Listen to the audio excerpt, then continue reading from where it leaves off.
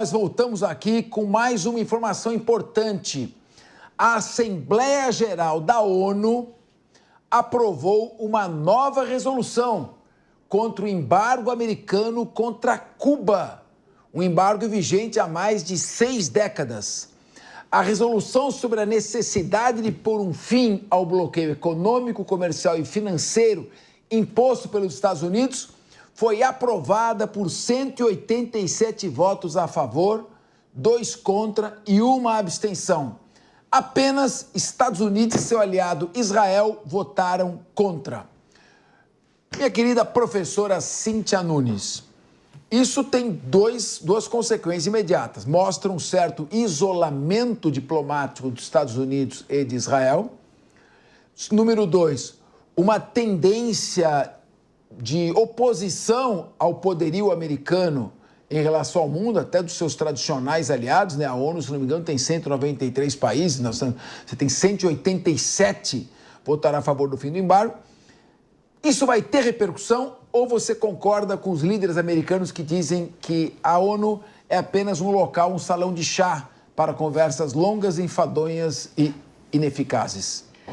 Bom, primeiro que acho que esse número, né, expressivo de 187 posicionamentos contrários à manutenção do embargo já diz muita coisa. Acho que 6 décadas, por mais que nós tenhamos razões históricas para isso, mas se nós considerarmos hoje a situação efetivamente até do povo cubano, é algo muito doloroso, né?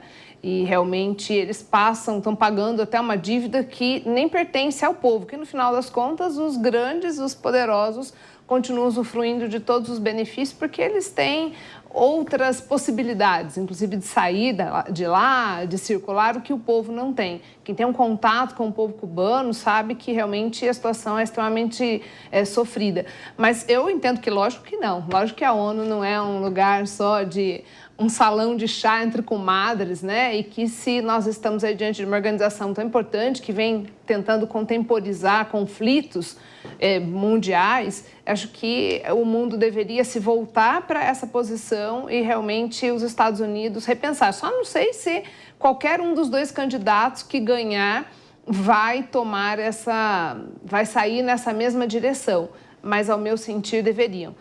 A gente tem uma confusão entre o povo e o governo e quem está pagando essa conta é o povo. Então, de fato, não acho que a ONU deva ser desprezada nesse sentido. Eu vou pedir licença aqui ao Henrique Kriegner e ao Sérgio Zagarino, porque o professor Leandro Ferreira é economista. Então, eu queria saber assim, eu não entendi os países tradicionalmente alinhados com os Estados Unidos, são os países ocidentais aí da Europa, União Europeia. Eu não entendi a Grã-Bretanha, a Alemanha, a França, principalmente, são sempre alinhados com os Estados Unidos, a Itália, esses países europeus, que normalmente compõem aquele bloco aí do G7, né? Mais o Canadá.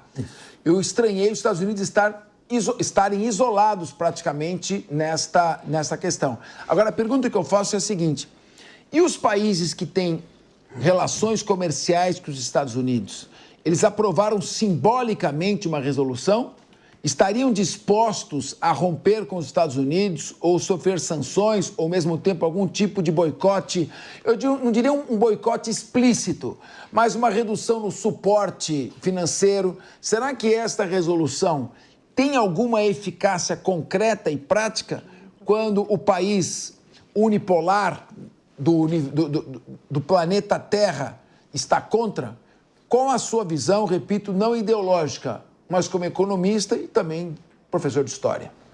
Olha, Capês, já tenho tido a oportunidade de expressar aqui que há uma corrente grande de pensamento que diz que embargos e sanções econômicas não são os instrumentos ideais de relações diplomáticas, porque elas prejudicam, na prática, muito mais os povos desses países do que propriamente os governantes que estão à frente de seus governos, né? Então, esse é o exemplo máximo de como funciona um embargo, né? E é, de certa forma, algo que se aprova do ponto de vista humanitário. Não é a primeira vez que se aprova essa resolução, ela tem sido aprovada recorrentemente. O presidente Obama começou a reduzir o grau de impacto que o embargo dos Estados Unidos tinha a Cuba, né?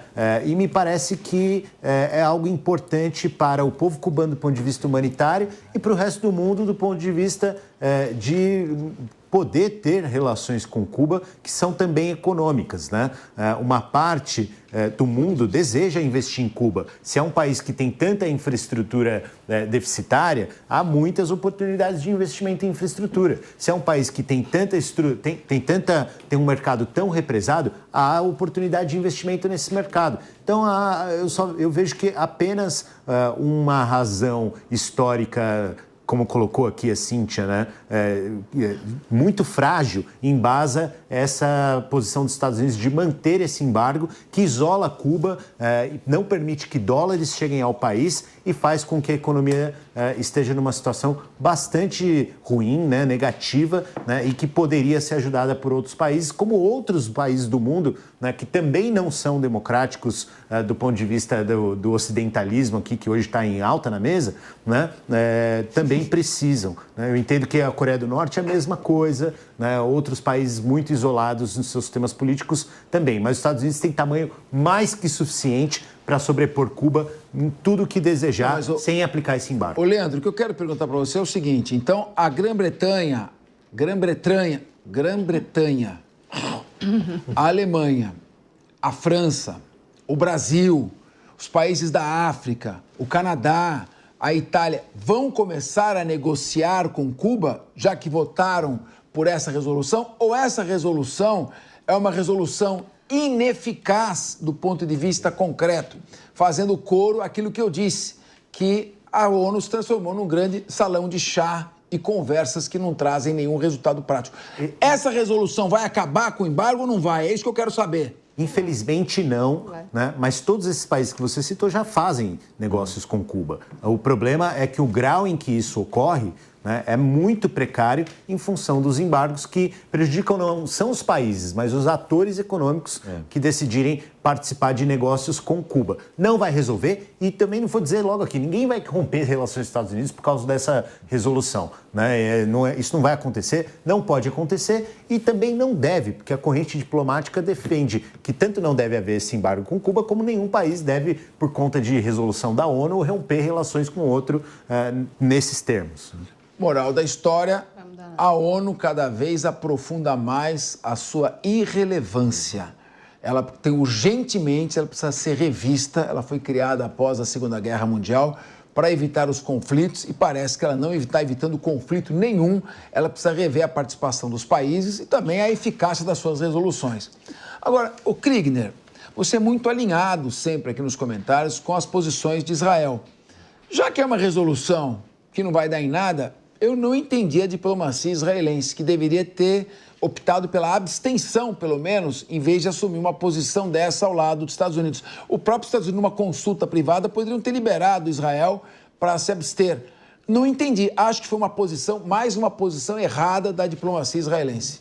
Israel, Capês, tem uma postura aí histórica de alinhamento quase que automático com os Estados Unidos nas votações das Nações Unidas, especialmente nesse momento que Israel está passando agora com toda a guerra contra os terroristas do Hamas e Hezbollah, trazer qualquer tipo de posicionamento contrário a um posicionamento americano não seria muito bem-vindo nem muito inteligente por parte da estratégia deles.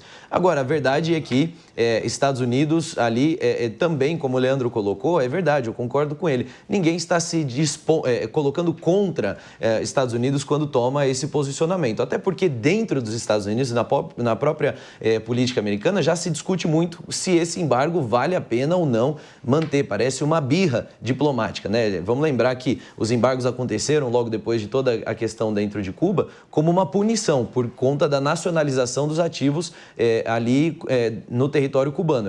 Era dinheiro de muitos países, especialmente dos Estados Unidos, que foram nacionalizados. Então, para uma tentativa aí de punir Cuba e também impedir novos remessas de dinheiro ou novos negócios acontecendo, além da questão política também, os Estados Unidos fez esse embargo. Mas não tem prejuízo que se pague 6 décadas, né, de embargo, justamente como tem acontecido agora. A tendência é cair se tiver uma revisão por parte dos Estados Unidos. Como você falou, isso é mais uma sugestão da ONU que virou a grande sugestora aí de políticas internacionais. É isso aí. Já faz 65 anos e 11 meses desde que a Revolução Cubana, liderada por Fidel Castro com o suporte da União Soviética, fez Fulgêncio Batista fugir para Miami.